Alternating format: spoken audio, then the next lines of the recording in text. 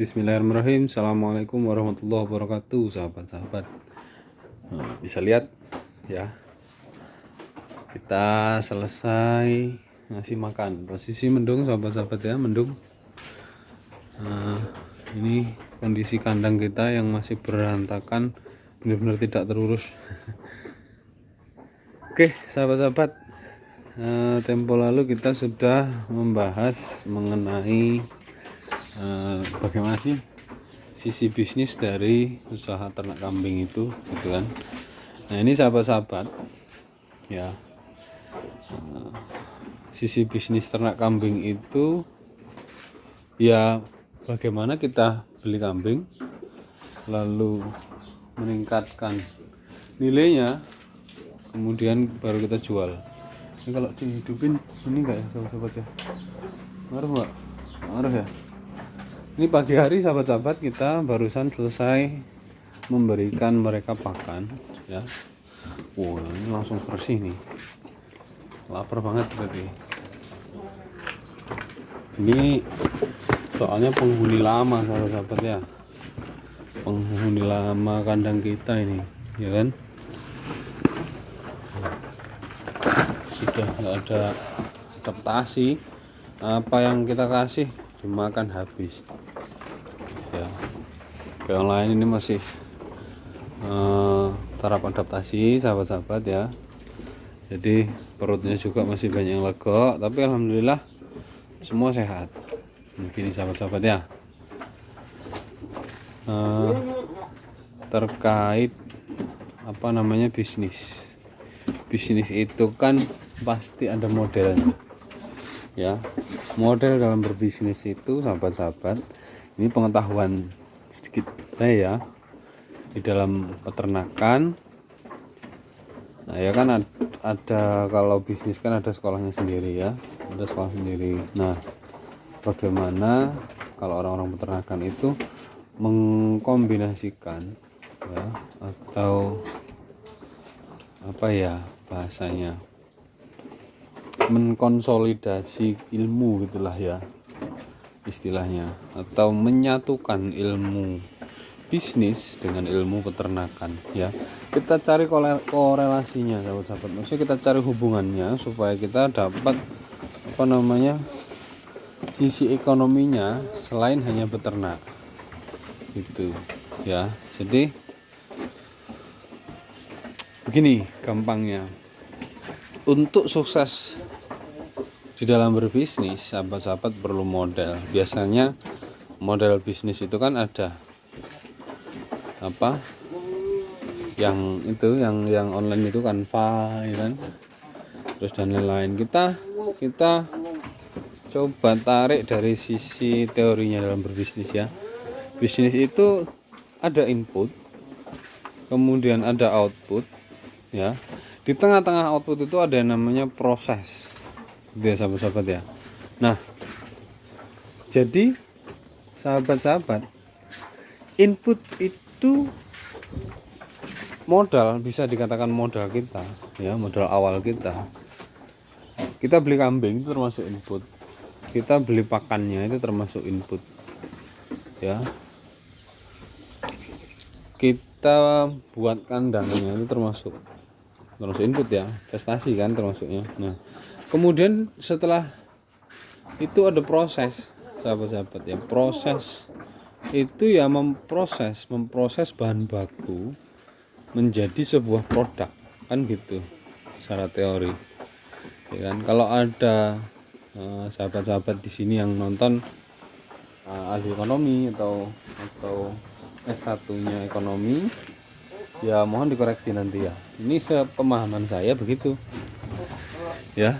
Setelah ada input maka ada output, sebelum ada output di tengah-tengahnya ada proses. Berarti input, proses, output kan begitu.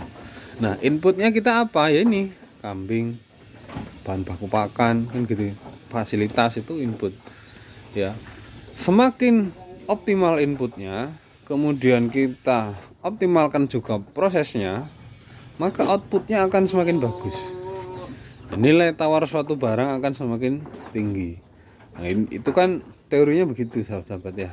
Kalau pengen kambingnya laku mahal, maka kita belinya di awal juga kambing-kambing bagus, kemudian dalam prosesnya, proses pemeliharaannya, terus kemudian manajemen kandangnya itu harus ideal ya, harus optimal. Tidak kok oh hari ini kurang makan, oh hari ini kelebihan pakan, tidak begitu. Oh ini nutrisinya jelek sehingga mabuk, nah itu kan masih jelek, dalam prosesnya itu buruk. Nah kalau dari sisi ekonomi, ketika input sudah oke, sudah optimal, dengan proses yang optimal, maka outputnya kan akan bagus ya.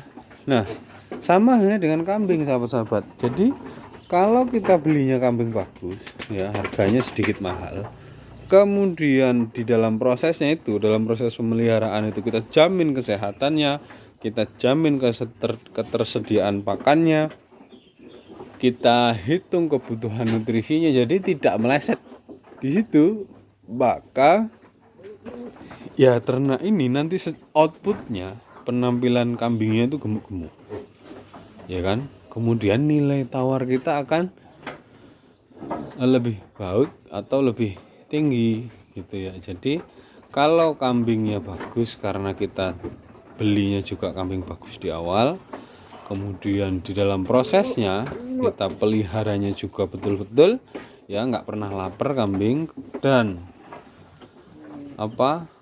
nantinya kambing akan bagus-bagus, gemuk-gemuk.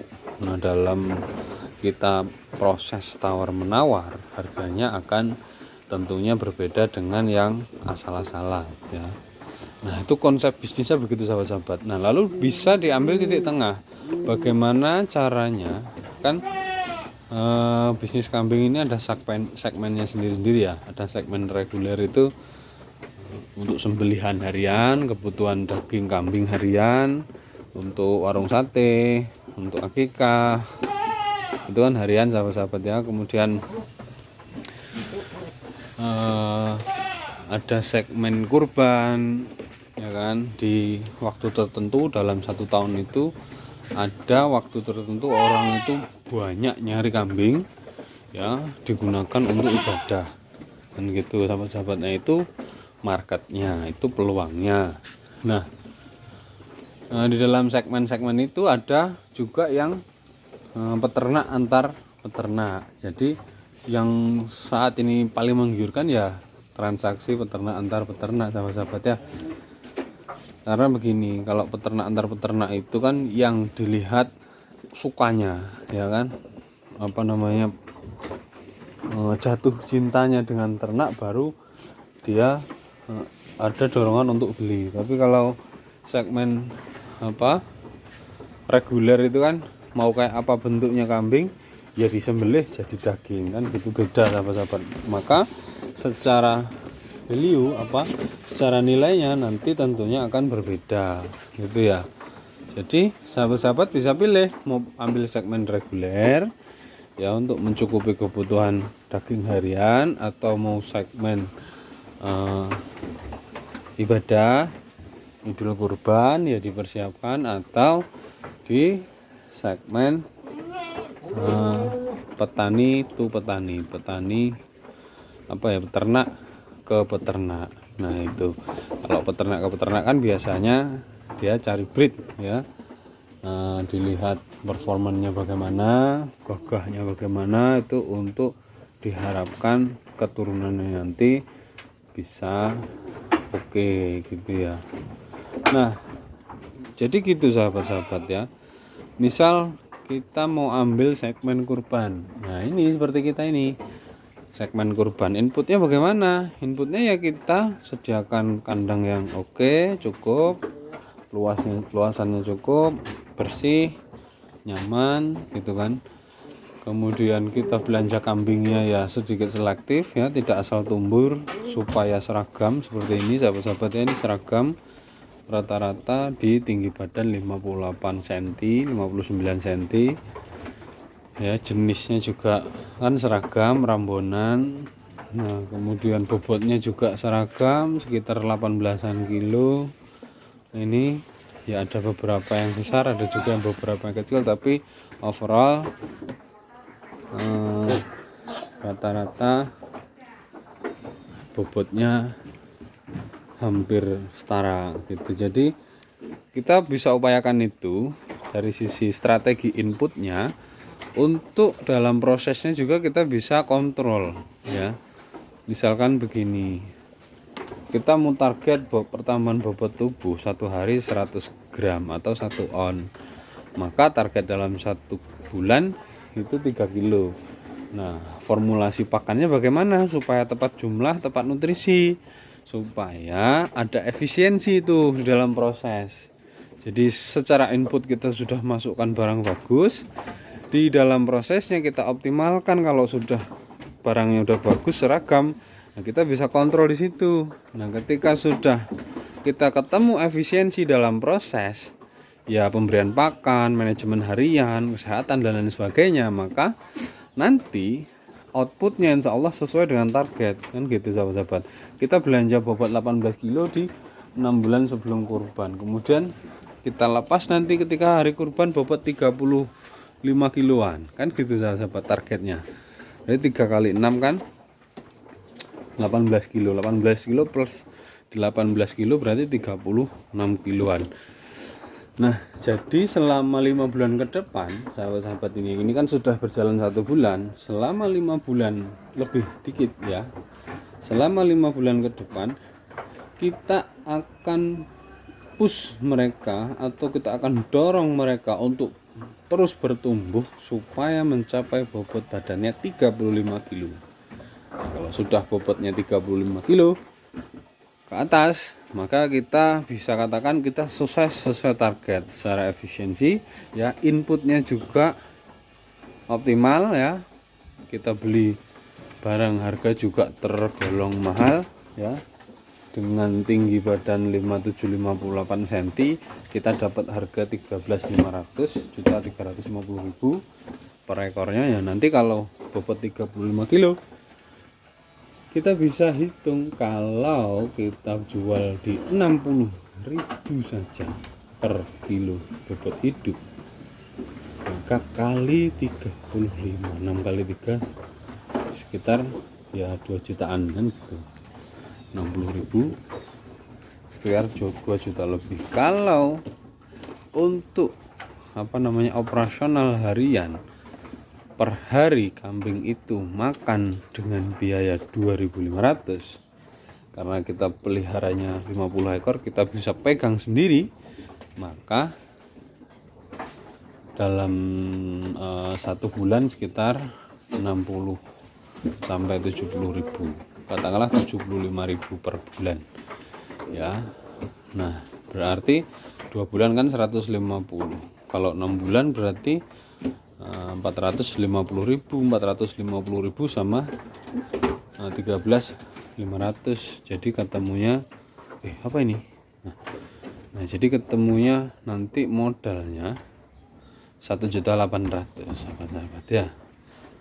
1.800.000 kalau kita jual untuk 50 ekor ini nanti di harga 2,5 juta misalkan, atau nggak usah mal-mal 2,2 juta, maka ada potensi keuntungan. Kalau kita jual per ekornya 2,2 juta, ada potensi keuntungan 400.000 per ekor. Tinggal dikali kan 400, kalau pelihara 10 ekor berarti 4 juta. Kalau pelihara 50 ekor berarti kan 20-an juta. Kalau pelihara 100 ekor 40 juta. Kalau pelihara 1000 ekor kan gitu sahabat. Jualnya nanti bagaimana? Ya, bismillah, tawakkaltu ala Allah sahabat-sahabat ya. Asal kita cukupi kebutuhan mereka, kita sayangi mereka, insya Allah nanti Allah mudahkan dalam penjualan kambing kurban kita.